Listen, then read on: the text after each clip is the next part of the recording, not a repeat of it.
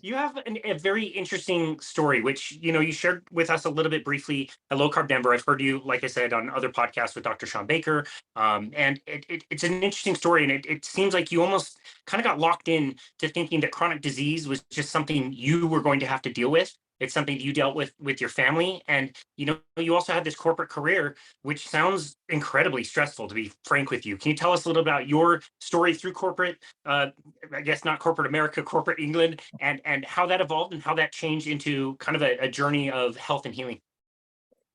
Yeah, absolutely. So I've had a very, I guess, traditional path in many ways, and joined, on a graduate scheme into a really large British company, and spent about 11 years in the first company, then moved to another large British company and spent another 10 years there. And all the way through, I was, very career focused, and I would say I was health focused, but in a very traditional way, and often not, depending on how stressful work would be. And I loved my job. I was very good at it, and I was, very focused on it, and I wanted to do well, and I wanted to climb the ladder. And that was something that was my pure focus. And I think for a lot of people, it continues to be in their life. And even if it's not, you're not trying to climb a ladder, when you're working full time in that kind of environment, you are always pushed to the max, and you're always trying to perform and get your bonus or whatever it might be. And so you're driven by all these different things to just dedicate every hour of the day to working and figuring stuff out and being better and performing well. And I would come home, and I never once in my life have had the kind of job where I would come home and forget about it. I'd always end up, even when I had kids, I'd put them to bed and then I'd get back on my laptop, and that's not a good balance. And so, over the years, it kind of takes its toll on you. And I knew for maybe the last 5 years before I decided to take time out that I had to do something different, and I had to find a way to get some perspective. It felt like I was totally burned out. I was, overweight. I would say maybe lacked confidence, and felt a little bit unsure of a lot of things in life. Like I was, starting to have maybe a bit of a midlife crisis, and it just felt like something was just fundamentally wrong, and I wasn't in the right situation anymore. And so I was constantly on the lookout for, what's my exit strategy here? Because, obviously I need to earn money, but I'd rather figure out a way to make it work, and maybe not be as, we had a great lifestyle, maybe not be as, able to have such a wonderful lifestyle, and just take a step back, and focus on some of the basics a bit more.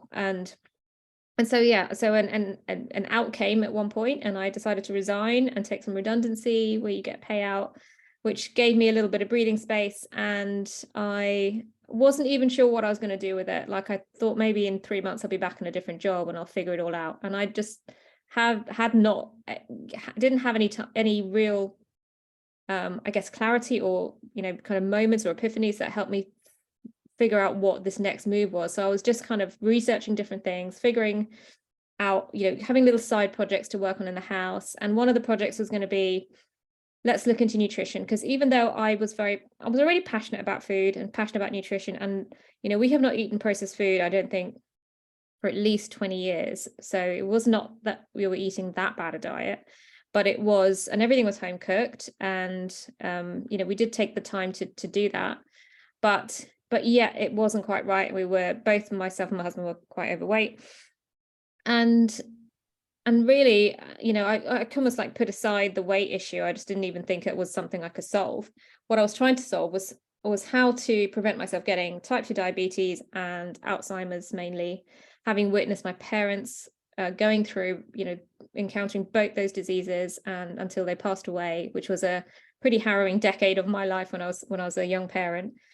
And it was only when I started researching this, which I thought would be a really short project, that I could get, done, and, incorporate a few blueberries or something or the other into the diet, and then move on to another project. But when I started researching, I was shocked to find out that there is something underlying all of this that we never knew about, and I never knew about. And I remember doing a sprint finish to my run, because I was very healthy in terms of, exercised a lot, never saw any results. And I was doing a sprint finish to my daily 7-mile run when I stopped dead in my tracks, and I heard Eric Berg on YouTube say, "Good luck burning fat if you've got sugar in your blood." And it just kind of hit me like a ton of bricks. I thought, how did I not know that when I've been so interested in nutrition and food for this many years? And there is something about metabolism or about how you burn fat that I had not appreciated.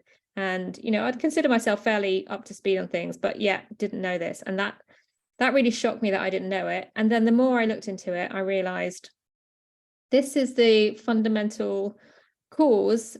Our metabolic health is a fundamental cause for pretty much all the chronic illnesses that we even know about. And, one by one, each one of the illnesses that I would go through and learn about, you find out that they're all connected to this one underlying state of your health. And, someone with a comms and marketing background, and especially in public campaigning and education, where, you're trying to make sure people have the right information, and you think about all the different ways to do it, and you know how to land a message. It felt like something had gone very wrong, that nobody knew this information, or certainly no one I knew.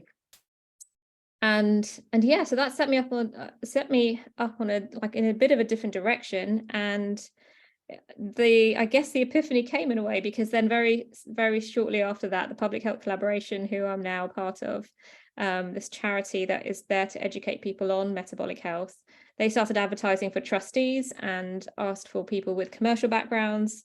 So it just felt like, things were coming together for a reason. And I felt like that must be a calling for me. And I applied and luckily managed to secure a position there. So I've been doing that work ever since, really passionate about it, really love it.